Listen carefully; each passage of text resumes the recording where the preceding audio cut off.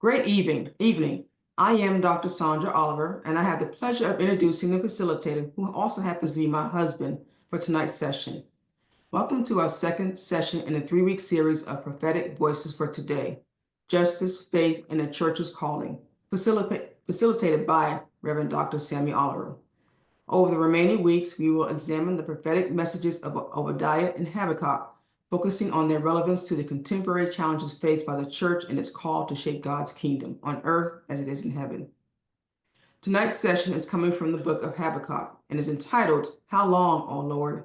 Habakkuk and the Cry for Justice. Dr. Sam Oliver is an alum of Hood Theological Seminary, is a highly dedicated and experienced church leader with more than 15 years of experience leading and directing diverse ministries and programs to promote spiritual growth, fostering community engagement, and meeting the needs of the community. He earned his undergraduate degree from South Carolina State University, a master's degree in information technology from Kaplan University, a master's degree in theology from Liberty University. He is a graduate of the Joint Military Intelligence College and earned the Doctorate of Ministry degree from Hood Theological Seminary. Dr. Oliver served in the U.S. Air Force for 20 years and retired in 2007. Welcome back, Dr. Oliver. Good evening to everyone, and thank you all again for joining us for this 3-week series as we continue to take a look at the Old Testament prophets to see what we can lift from these particular Old Testament minor prophets to see how they might have some relevance to what we're experiencing here today in 2025. But as always, I am always grateful to Hood Theological Seminary for this opportunity. So I want to say thank you to them for allowing me this opportunity to share with you tonight and next week as well. And as always, if Dr. Lattimore was on, I would always open up by telling everybody that when I went to Hood was the only time I actually enjoyed being in school. So if you're out there and you're looking for an institution to further your theological study, Hood Theological Seminary comes highly recommended from me, for whatever that is worth. But we're also grateful for Hood in that they are one of the few HBCU seminaries that are competitive in the Pathway for Tomorrow's initiative in getting funding to support these kind of activities. And that really comes into play at the end when we ask you to fill out the surveys, because Hood Seminary does an outstanding job in competing and being competitive in that area. And I'd like to give especially a shout out to Dr. Karen Owens, who manages and runs this for Hood Seminary. She does an outstanding job.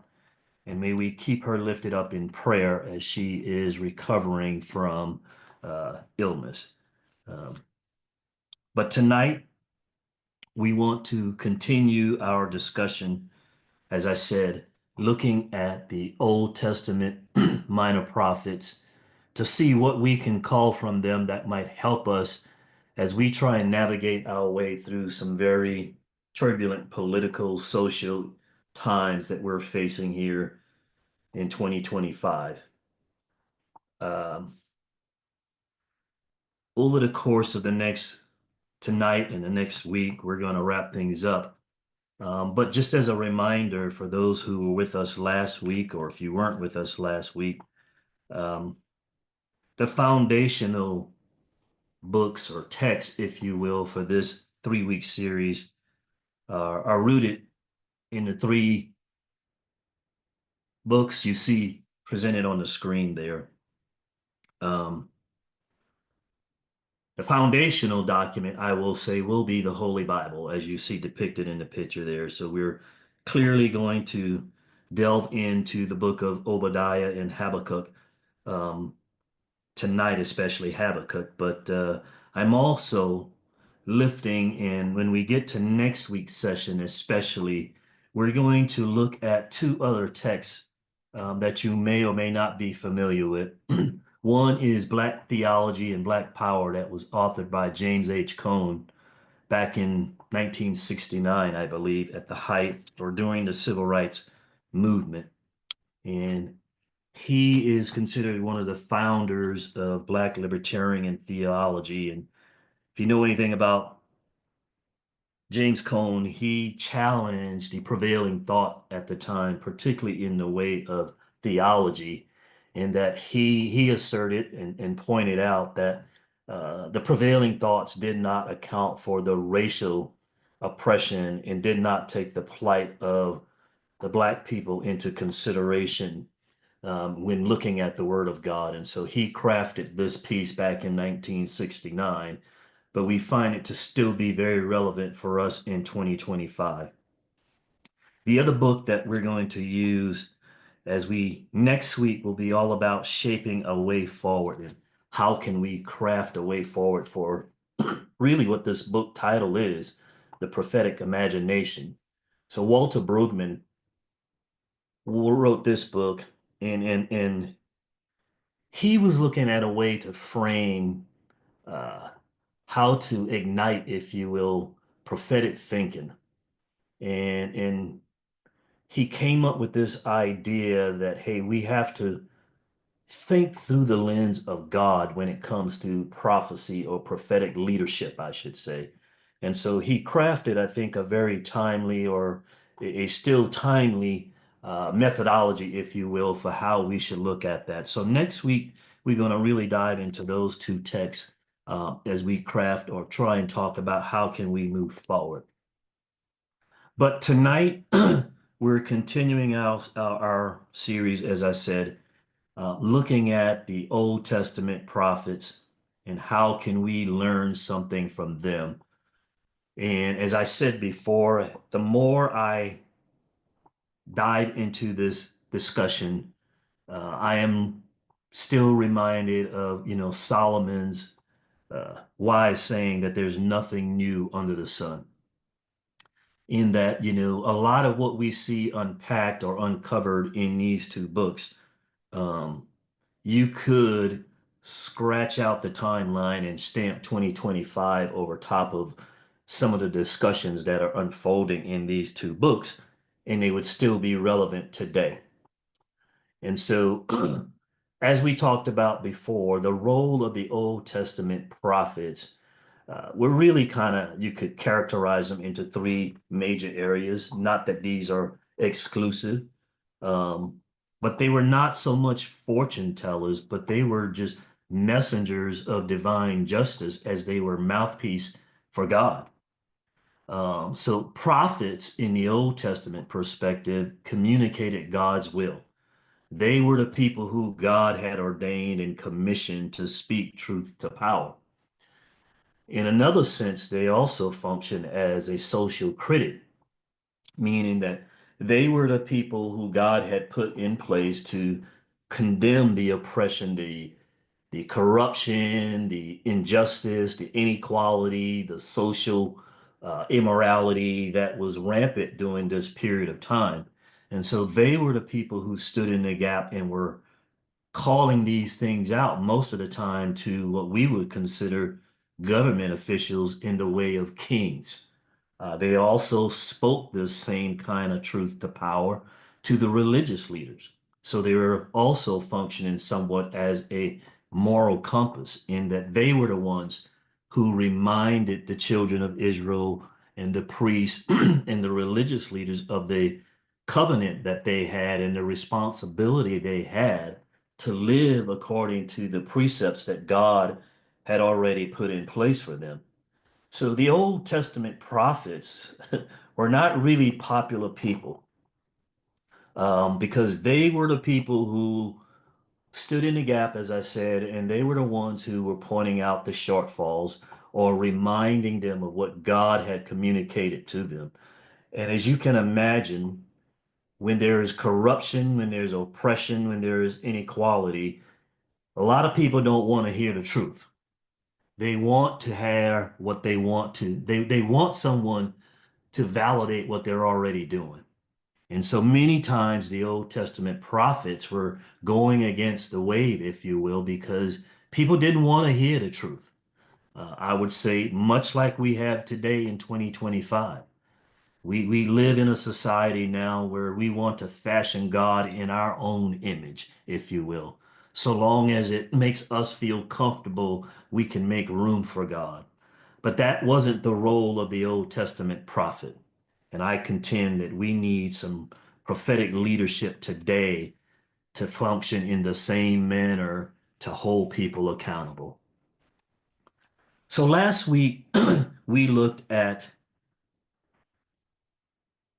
the perspective, I would say, from a national perspective. We looked at the book of Obadiah and how it was a really a critique. And I fashioned it last week. I said you could look at Obadiah as a recipe for how a nation can fall from the grace of God because of their arrogance. And so Obadiah was looking at things from a national perspective, if you will. The whole book of Obadiah addresses this complex relationship between the kingdom of Judah and the people or the nation of Edom or Edom, the Edomites. There was this long history, if you will, between Judah and the Edomites. It goes all the way back to, Jacob and Esau. They were really cousins of the children of Israel if you go back and follow their ancestry tree. But the nation of the Edomites were very arrogant because they put so much credence and reliance on their military strength and the fact that they had what they call these trusted alliances with other nations.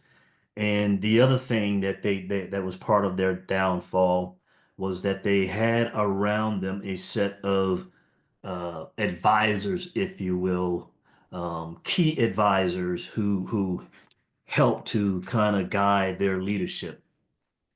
And we looked at it last week through the perspective of when you become arrogant as a nation state or an institution, you set yourself up for God to come in and smack you down. And that's exactly what happened to the Edomites. They stood aside and gloated as the children of Israel were being uh, led into captivity. They even turned against them in some instances. And so they were very arrogant, if you will, because of their perceived power, because of their strategic alliance with other nations around them. And so they kind of lost sight of their moral compass, if you will. So Obadiah at a high level is a kind of a recipe for what can happen when a nation becomes arrogant and mistreats the people of God. And we talked last week about how that is so parallel to some of the things we see happening in the United States of America in 2025, in that we have we have a very strong military presence, and so we take pride in that. Uh, we talked about how the current administration is actually, severing some of our historical ties with some of our most trusted allies. We know that there are heavy reliance upon a small group of billionaire advisors, if you will, very much akin to what we saw in the book of Obadiah as it relates to the Edomites. And so Obadiah was a indictment against a group of people, the nation of Edom. And so the whole book of Obadiah could be looked at, like I said, as a recipe for what happens when a nation state becomes too arrogant. But tonight we're going to pivot. So if Obadiah was looking at the situation from the perspective of an institution, tonight we're going to pivot and we're going to look at the book of Habakkuk and kind of parse it through the lens of how one might actually feel when you're in the midst of something where there is oppression, where there is injustice, where there is inequality, and it appears as though, or one might feel as though, "Hey, God, are you seeing what's going on? Are you witnessing what's happening?" This is a great lamentation. And lamentation in the Bible is just a term to show an expression of sorrow or of deep despair. And this can happen when you feel as though sometimes, as though, where is God in the midst of all that is going on? I like to say it this way. This can especially be true when you feel as though the quote unquote bad guys win.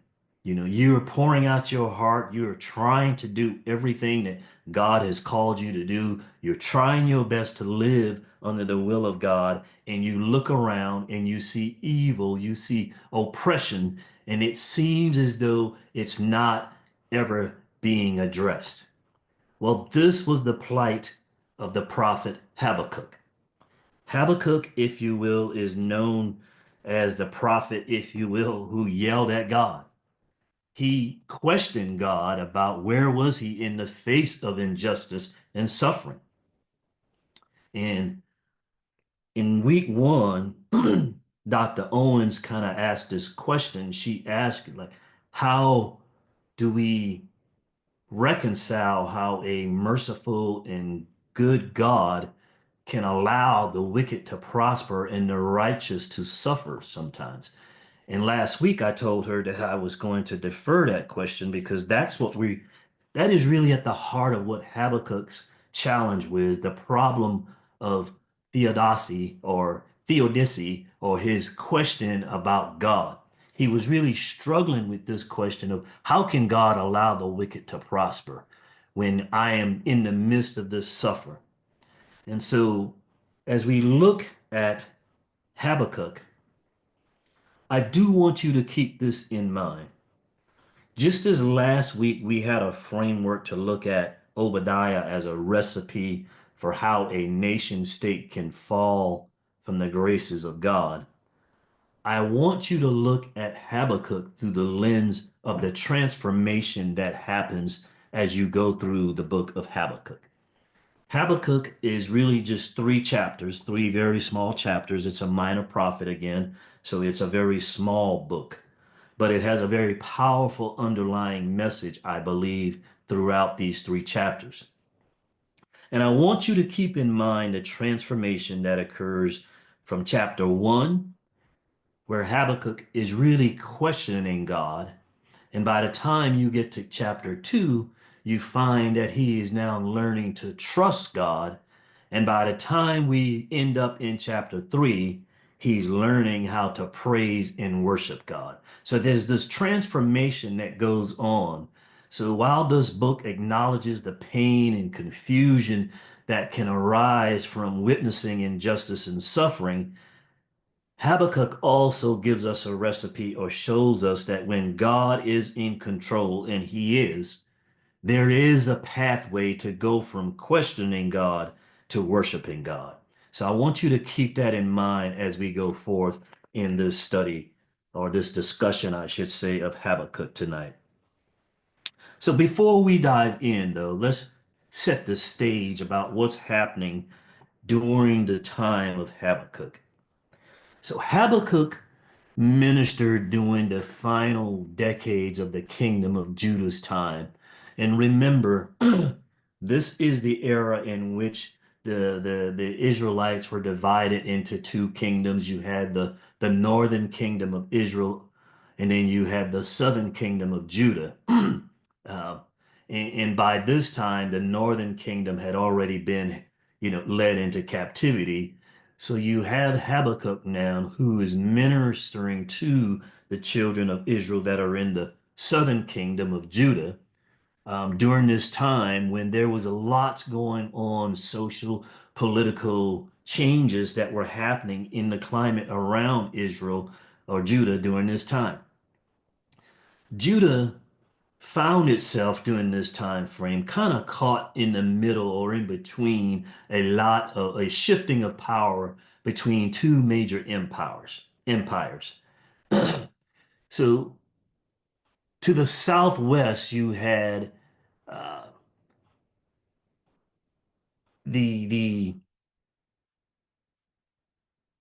the Egyptian Empire, which had been in power for a long time and has been somewhat established. But at the same time, to their northeast, you had the Babylonian, which was this new kind of ascending empire rising into power. And so it was creating this kind of tension, this very kind of precarious situation for for Judah, in that they were being threatened on both sides, if you will.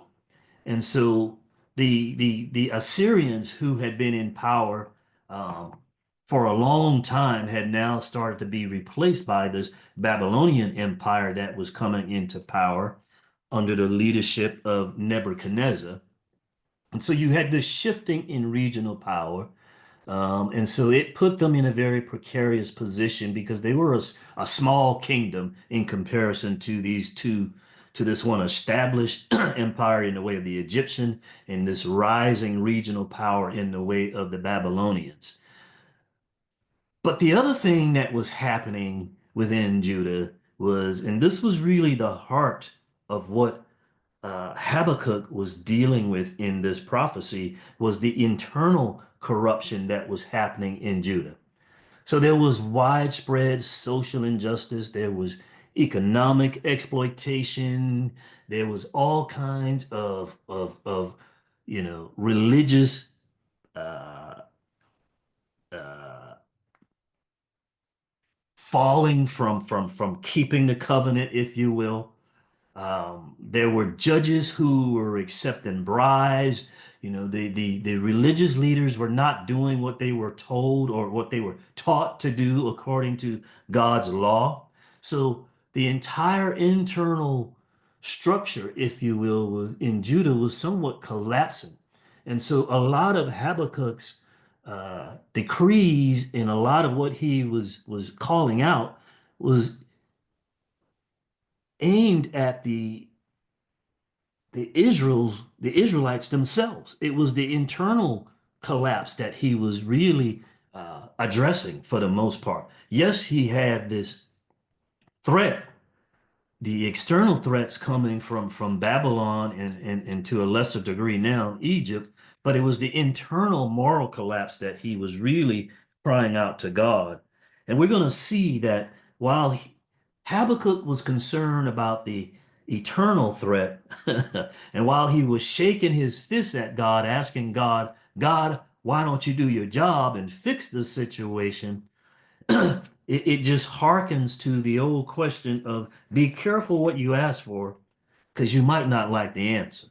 And that's what Habakkuk had to come to agree or to some sort of acknowledgement with God, particularly in chapter 1, because we're going to find out that the answer that God had for Habakkuk as to God, where are you in the midst of this, was something that I don't believe he anticipated and certainly was not prepared to do, or wasn't prepared for, I should say. So that's kind of the social political situation that was going on. This just gives you a timeline, um, so that you can maybe kind of, if you're studying the Old Testament prophets, it helps, I believe, to understand where some of these activities rise or where they when they occur, I should say, because you see a lot of overlap in a lot of the teachings of the Old Testament prophets. For example, um, one of the things, Habakkuk comes along in the shadows, if you will, of the reign under King Josiah. If you read the prophet Jeremiah, you know that there was a period of stability and restoration that was brought about because Josiah was he was really the last great king that they had during this era. Josiah was a king that was after God's heart. And so Josiah was the one that reinstituted, the reading of the scrolls to the people. He was the one that got rid of a lot of the idol statues and put back in place a lot of the stipulates that were in place at the time. And so a lot of what happened during Josiah's restoration period kind of set things up for the the Israelites in Judah to kind of get comfortable in that they had a period of, if you will, prosperity, so to speak. And because of that, they kind of lost their way and kind of lost their way. And so, anyhow, this is just here. This will definitely be in the deck when we send it out. And you can take a look at it um, and and use it, like I said, somewhat of a compass to help you as you go along. So as we dive down a little bit into the book of Habakkuk, as we talked about, he witnessed a lot of spiritual decay. And this is really what prompted his cry out to God.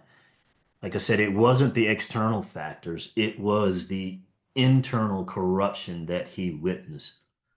Uh, the judges weren't doing what they're supposed to do. Um, there was economic exploitation, um, particularly in the way of how they had set up a lot of the agricultural economic system, because this was a society that agriculture was the main driver for the economy, if you will, and so a lot of the the upper class, if you will, exploited a lot of the lower class people. And so there was this wide gap in economic equality. And then you had the religious hypocrisy. Can't get my words out tonight. Religious hypocrisy that was rampant during the temple, in the temple. They ignored what they were really called to do. Um, and they kind of got, like I said, they kind of lost their way because of the prosperity. And so they got a little bit arrogant, if you will, and were really attaching a lot of a lot of who they are to their wealth. Um, and so they got attached to the riches that came along with this. And as such, they drifted away from what they were really called to do. Um, and so they portrayed the covenant is what they did in the end. And so a lot of what you see in chapter one, and we're going to go there now. In chapter one of Habakkuk, you see I want to just lift up a few key verses because, as I said, keep in mind the framework. Chapter one is about Habakkuk questioning God.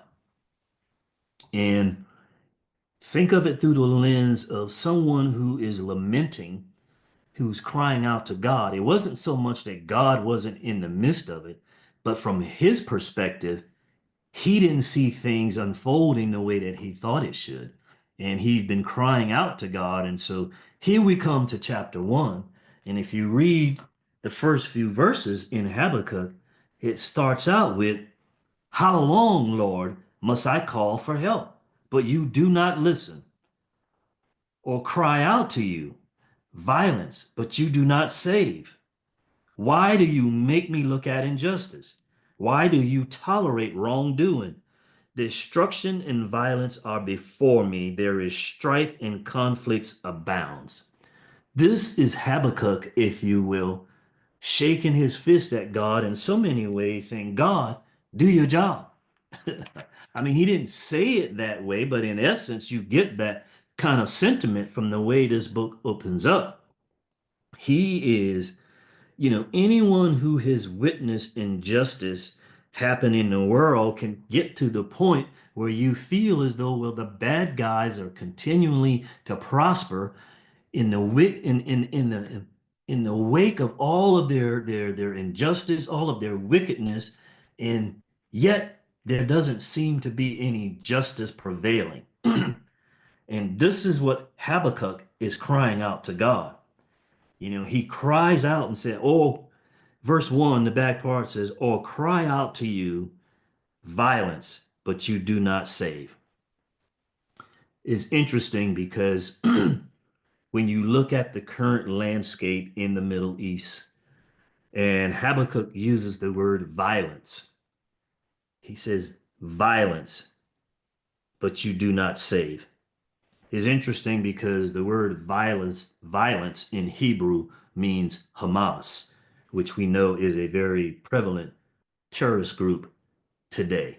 So when you see that term violence, it's interesting that Hamas has that name even today. Again, nothing new under the sun. So Habakkuk then sets the stage asking this question. And one thing I want to lift up verse 4 because I found that to be very interesting in light of today's current situation. Verse 4 said, "Therefore, the law is paralyzed and justice never prevails. The wicked hem in the righteous so that justice is perverted."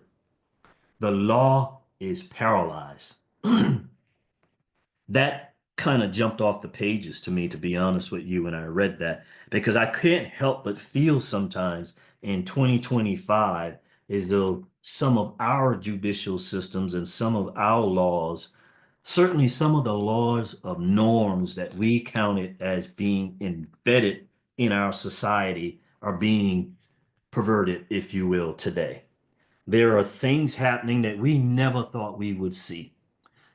We have one branch of the government who says that they are above the law in so many ways. They're saying that even the court system can't tell them what to do. And therefore, we have another arm of our nation's constitutional system who allows this to happen, even though they are empowered with putting in the checks and balances. So we see, I see sometimes, or I feel sometimes like Habakkuk, and say the law is being paralyzed and justice cannot prevail if we continue to live this way. So Habakkuk felt this way and cried out to God. It's happening in 2025. It's happening in 2025.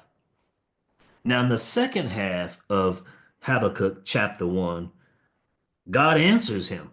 And I said earlier, this is the proverbial be careful what you ask for because you might not like the response.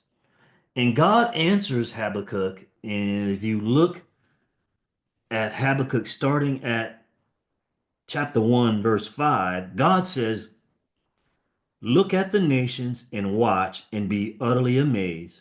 For I am going to do something in your days that you would not believe, even if you were told. I am raising up the Babylonians, that ruthless and impetuous people who sweep across the whole earth to seize dwellings not their own. They are feared and defeated people and dreaded people." Go down to verse 9. "They will come into intent on violence. Their hordes advance like a desert wind and gather prisoners like sand." In other words, he's saying, look around you, Habakkuk. You might not believe or think that I'm watching or paying attention, but what God is saying is, I am paying attention and I am going to respond. I'm doing things that you may not even be aware of. In other words, I'm going to take these same people who are coming to power, these ruthless people, and depending on which version of the Bible you have, instead of saying raising up the Babylonians, some of them say the Chaldeans. They're the same empire. The Chaldeans were just the group that was in charge of Babylon during this time frame. But he's saying, I'm going to use them to put things in check. I'm going to use these same evil people who you've been watching, who are ruthless in their defeat of their enemies. Um, I'm going to use them to right things. So sometimes God can use corrupt people to put things back in order, which is a stark reminder that God is sovereign. And the word of God also tells us that the heart of the king is in the hands of the Lord, and like a river, he can turn it any which way he wants to. And so we need to be reminded of that sometimes, I believe, because while we might not see or understand how God is going to eventually right things, he will. And sometimes it may come about through a ruthless person or a ruthless nation or a ruthless institution in order to correct things. And so that's what you have in chapter 1. You have Habakkuk shaking his hand at God, saying, God, where are you in the midst of all of this? Why haven't you corrected things? And God answers him and says, oh, I am, but you might not like the way I'm going to do it. The rest of chapter 1 is Habakkuk just coming to grips with what God has basically told him, and wait a minute, God, now hold on now. I know I shook my fist at you and I asked where you were, but are you really going to use the wicked to swallow us up? You know, um, he reminds God in so many ways of how ruthless these people are. If you go to chapter 1, verse 13, he says, your eyes are too pure to look on evil. You cannot tolerate wrongdoing. Why then do you tolerate the treacherous? Why are you silent while the wicked swallow up those more righteous than themselves? These are wicked people, and God, you're going to use them to right what I'm complaining about? And it gets down to the end of chapter 1. In chapter 1, again, I said, is Habakkuk questioning God. And remember, I said, if you look at it through uh, the lens of questioning God, trusting God, and then getting to the point in chapter 3 where you finally worship God. So now you get down to chapter 2. And chapter 2 starts off with a very interesting concept in a way. So Habakkuk, having questioned God, God having given him an answer, him not really liking the answer and going back to God with all of these questions about God, are you really going to use, these wicked people to correct us? He starts chapter 2 by saying in verse 1, I will stand at my watch and station myself on the ramparts. I will look to see what he will say to me and whatever answer I am to give to this complaint. In other words, when I read that, I get the impression that Habakkuk, now having thrown these questions back at God, Habakkuk says, I'm going to stand on the watchtower and I'm going to wait and see how he answers me. In other words, it's like he was saying, now, God, I threw some questions. How you going to respond now? But it also speaks to the fact that Habakkuk had an expectation that God was going to speak to him. And see, a lot of time we petition God and then we go on off to the next thing. We petition God for something, and then right after we get off our knees, we right back to going on to TikTok or doing whatever we're doing. Habakkuk said, I'm going to go stand on the watchtower and wait because I know God's going to answer me.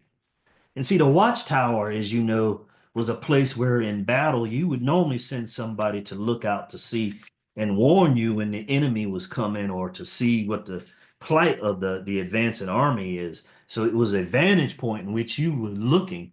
But that says that you had a spirit of expectation that something you were going to see something or hear something. And so Habakkuk had this posture, spiritually at least, that, okay, I threw these questions at God, and now I'm going to wait and see what God has to say to me.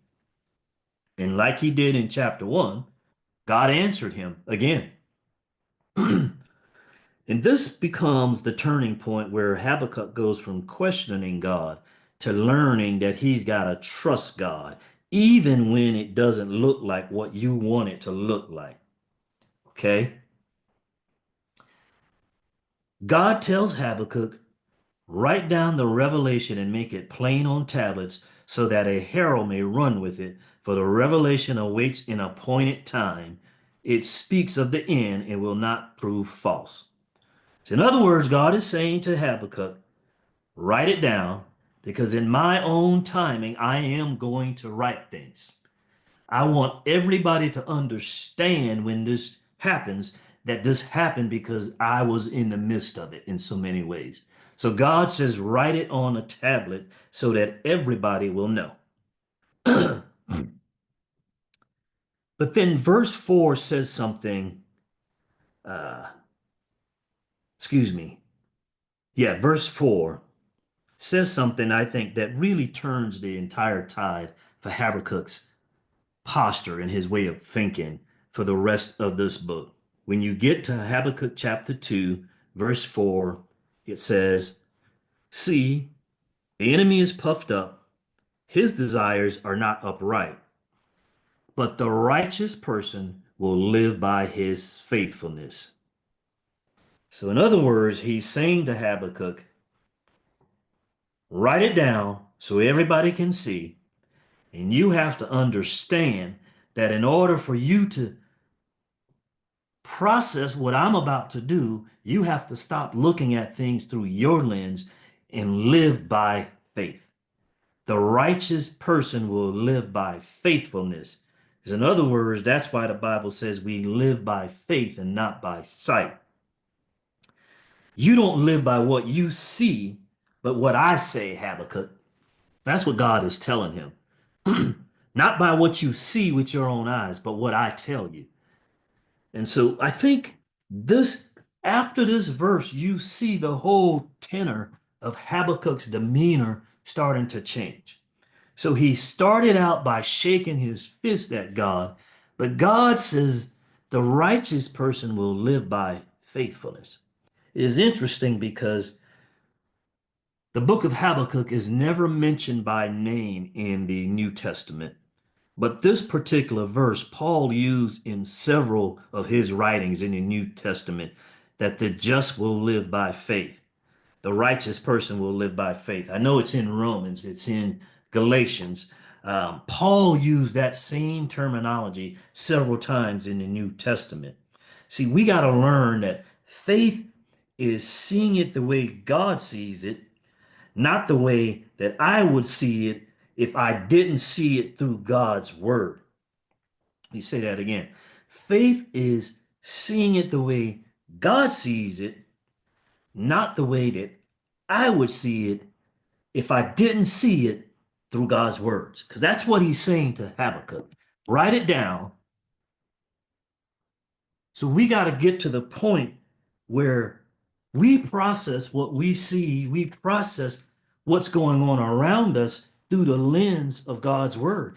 We need to have a biblical viewpoint of things. When you turn on the news at night or however you consume your news, you know, uh, you need to look at things or the things that are happening around us from the perspective of I'm concerned about what the Bible said. See the news through God's word, not through man's perspective. See, that's where Habakkuk found himself in the beginning. He was seeing things through his perspective and the way things were in his environment instead of resting on the words of God or the promises of God in this case. So Habakkuk, and I got, yes.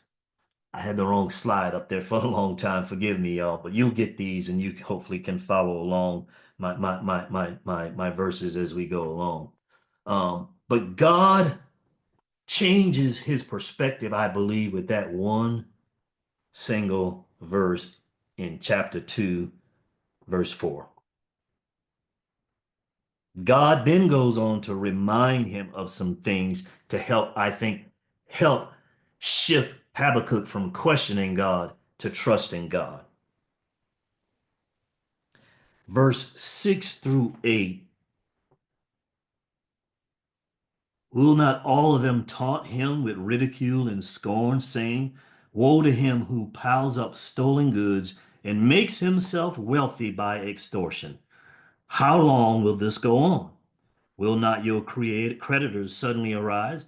Will they not wake up and make you tremble?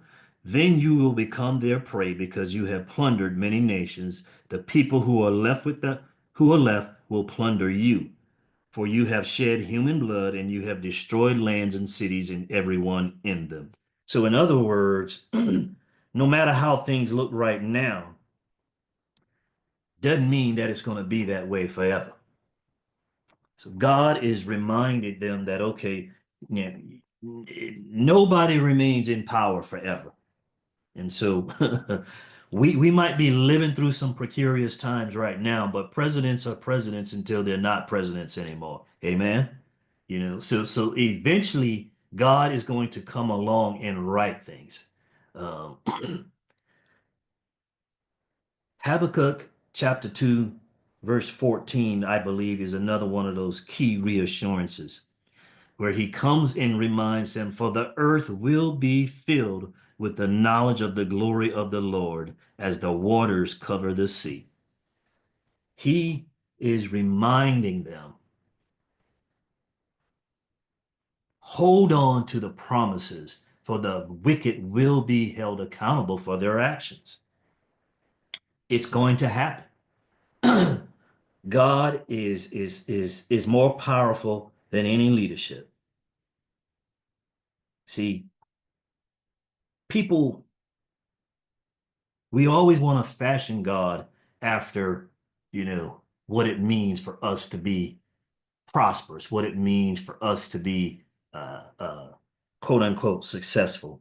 But God had to remind Habakkuk that that is not the situation here. And he's reminded him so that he can build up his trust, so that he can understand that, hey, you might not have seen it, or you might not even appreciate the way I'm going to bring it about, Habakkuk, but it's going to happen, and it's going to happen on my time and through my hand. And so chapter 2 is all about reminding Habakkuk of one thing: trust me. And see, when you trust God and when you remind yourself of the promises of God, you can get to the point where Habakkuk, when we get to chapter 3, all you need to know about chapter 3 is really a song. It is a song that should be put to music, because by the time Habakkuk gets to chapter 3, all he's doing now is worshiping and praising God. So this whole chapter is all the poetic language in which he sings a song. So he went from worrying in chapter 1 to worshiping in chapter 3. See, this prayer, this song just represents this journey on the way God can take us from worry to worship. So now he gets to chapter 3, and where he started out shaking his fist and questioning God, here he is now in chapter 3 singing a song about the greatness of God. And we need to hold on to that perspective. We need to hold on to the perspective that even when we don't see things, or when things don't appear to be going along the way that we hope that they will, or we know that they're against God's will, we need to hold on to the promises of God so that we can get like Habakkuk in chapter 3 and go from worrying to worship. And all of this is to just bring us to this point, because at the end of the day, Habakkuk, the book, is really a lamentation. And I said in the beginning, lamentation is just another way of saying, someone who's expressing great sorrow or in despair because of the plight that they perceive. And we can lift up some things. If you were like me, I was brought up in the Baptist tradition and taught that, you don't question God. And I believe that there's a nuance to that. I don't believe you definitely ought not be questioning God's authority. You should not be questioning God's role. But God is big enough to handle our questions when we are worried. So a lament allows us to acknowledge the reality that suffering exists, that suffering is real, and God can handle our questions. Habakkuk wasn't the first one that questioned God, right? We know that Moses, when he called, went back to God several times, questioning him. You know, so God can handle our questions. We are allowed to express our grief and our pain to God. And we saw that in chapter 1 because that's what he was doing. He was questioning God, but it was coming from this place of suffering. He was pouring out his heart to saying, God, look at our plight. Do you not hear us? David did the same thing in the Psalms. We heard it over and over again. You know, David cried out to God. And so we ought not put ourselves in a position of thinking that God can't handle our questions. Okay? The other thing that a lament does is it's a mechanism to allow us to strengthen our faith. Questioning God is not necessarily a sign of weakness, but it is an expression of faith and desire for understanding because you're trying to get some understanding. And in going through sometimes and in questioning God, and sometimes embracing our doubt, or just the mere fact of embracing the uneasiness that we feel draws us closer to God. And when we draw closer to God, we know that our faith is strengthened. So when we embrace our doubt, when we embrace our insecurities, it is an opportunity for you to lean heavily on God. So we are called to embrace that doubt. And when you do that, that's how you get to chapter 3, where you deepen your relationship with God. Wrestling with God strengthens our relationship with Him and helps us to grow in our likeness of Him. It helps us to lead to a deeper understanding of God's will and God's character. And the whole book of Habakkuk takes you from questioning God to trusting God to worshiping God. And all of that comes about because it shows us the importance and the role of a lamentation. Because at the heart of it, that's what the whole book of Habakkuk is. It is about this lamentation that Habakkuk cries out to God, saying, "Oh Lord, how long?" And through this dialogue with God, he goes from worrying to worship. So it's not a sign of weakness, but sometimes it's a necessary step in the process of healing and getting closer to God. It is an opportunity for us to deepen our understanding, to strengthen our faith. The righteous shall preserve through faithfulness. This is how we come into true understanding of who God is by having that kind of relationship with God. So that is today's lesson or tonight's series. So we've looked at Obadiah from a perspective of a Old Testament prophet who shows us how an institution or a nation can fall from the graces of God because of their arrogance. Tonight, we looked at the perspective of an Old Testament prophet who is crying out to God because in the wake of injustice and oppression, he has this feeling as though, where is God in the midst of all of this? And God has to take him from this season of worry to this season of worship. But we're going to close out next week by then saying, okay, where are we in 2025? How do we develop the heart of a modern day prophet leader so that because most of the people on in this series, you are called to be leaders in God's kingdom. And so they are looking to the church the big church, now perhaps more than ever, to say, okay, how are we going to develop prophetic leadership to help us make sense of what I'm seeing every night on the news, what's happening right now? And so next week in our final series, as I mentioned in the beginning, we're going to now start to talk about what that might look like. So I know one of the questions we had in the chat was basically that. It was like, what do we do?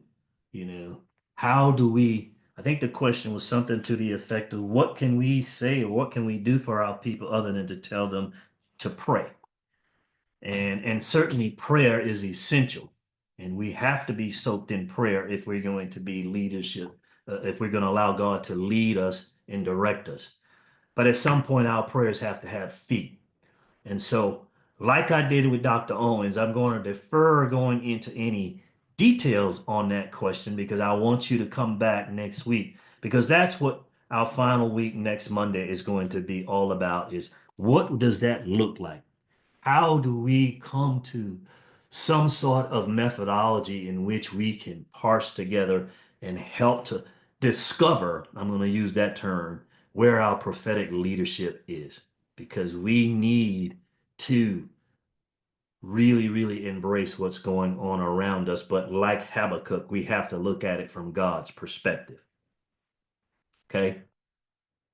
Another one of the question was like, should we be standing on the watchtower looking to the government for answers the way Habakkuk was standing on the watchtower? And I will address this by saying this.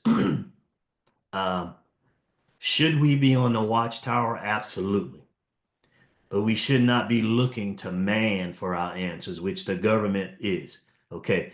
Habakkuk, when he went to the watchtower, was looking to God for answers. He was anticipating God was going to answer his question. So should we be on the watchtower? Absolutely.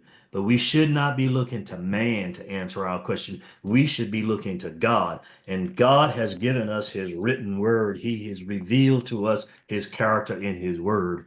And that's where we should be looking as we look to get answers to lead our people. Amen. Well, thank you again for your time with us tonight. We look forward to closing this series out next Monday. So I thank you for your patience and your time. And please come back next Monday as we close out this series. Good night and God bless. Thank you, Dr. Oliver, for another great session, and thank you all for attending tonight's session. As Dr. Oliver mentioned, this free course offering is presented via the Pathways for Tomorrow initiative of the Lilly Endowment Incorporated.